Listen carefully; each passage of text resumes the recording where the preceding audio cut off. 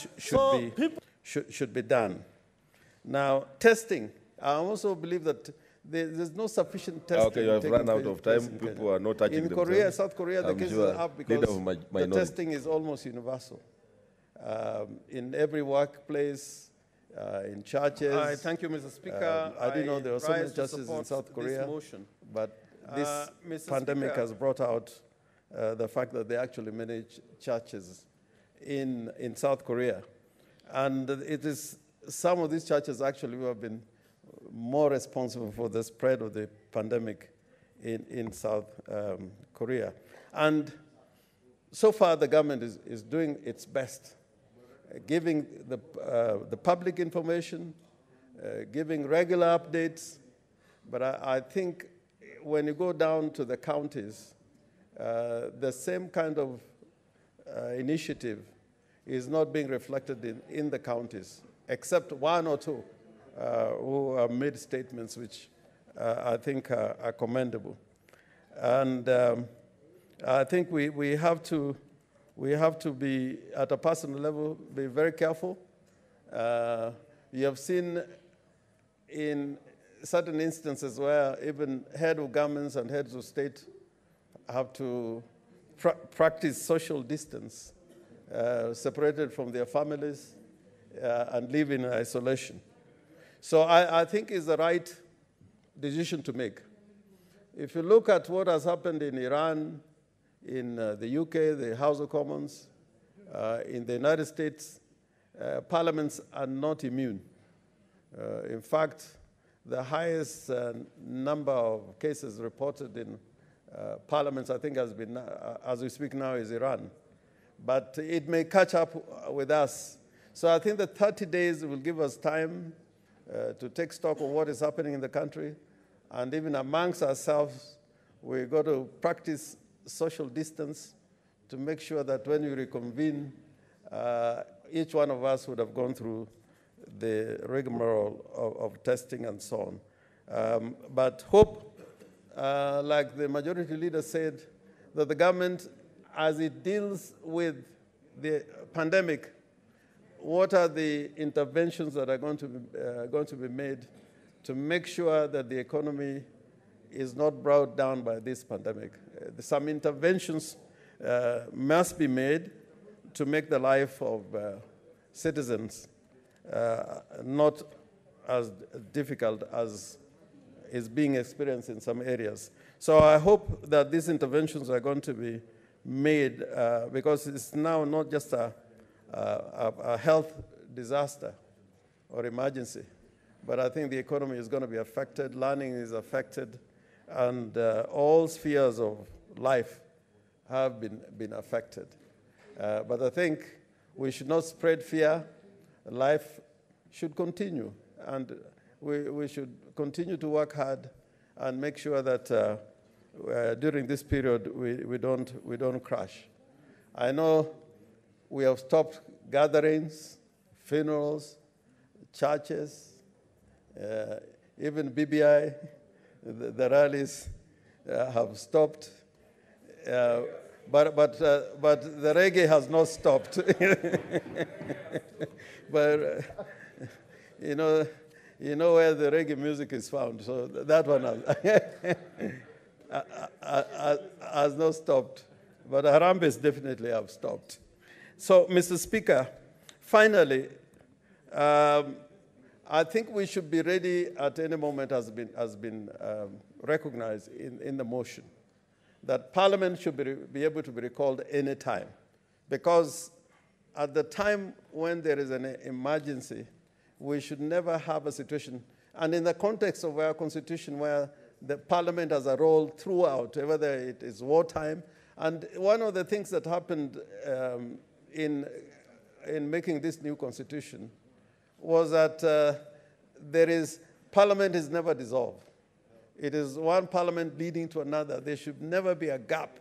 So at any given time, there is always a Parliament in place. Just like at any given time, there will always be a head of state, whether he's acting or not, or a president, whether he's acting or not. So Parliament also, in the wisdom of the makers of this Constitution, ensured that Parliament will never be dissolved. It's just a question of one parliament handing over to another parliament. So I think the context of this motion has set it out very clearly that there's a mechanism to recall parliament when there is need. And Mr. Speaker, that need should not only come when there is a disaster. To show leadership, we can also be called when facts unravel and we find there is a basis for recalling parliament and giving guidance to the executive and to the nation as a whole. You know that the executive, either in terms of the national executive or the county executives, you know, sometimes a lot of strategies and problems we go through are caused from those two sources. So Parliament should be at the door every time, even if we are having a recess. And with those remarks, because I know a lot of people want to contribute to this, I support the motion.